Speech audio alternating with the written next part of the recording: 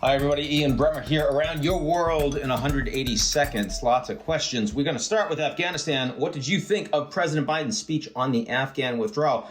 Two things. One, I thought he made a very compelling case for why the United States needed to leave when we did. The reduction in U.S. troops that had already happened under Trump, the strengthening of the Taliban, the difficulty of any expansion. I get all of that. But it was listening to it was if the last 72 hours hadn't happened, that there was really, he said that this is on me, the buck stops with me, but didn't talk really about any of the serious failures and how they could have occurred on the ground in Afghanistan. And there's a lot to answer for there. So I certainly don't give high marks to the speech. If I'm being honest with you, I'm doing my best. Will the Taliban takeover lead to a refugee crisis? Yes, it will.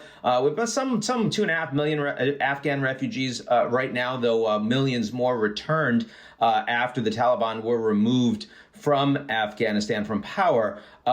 Certainly right now you're seeing, I think, 30 to 50,000 refugees a day, but that is only going to extend as the Taliban start strengthening their grip on power across the country. It's mostly going to be in the region. So it's Pakistan and it's Iran for the Hazaras, for example. But over time towards Europe, and that means Turkey is the country that's going to have a lot of leverage with the Europeans on whether they decide to maintain those refugee flows or try to keep the borders open, let them go into Europe. With only about 50% of Americans fully vaccinated, will booster shots complicate getting the unvaccinated vaccinated? Yeah, I think that's probably true, because if it's only 8 months, a lot of people that are unvaccinated are saying, well, one more reason to be skeptical, doesn't really work. They told me to be fine.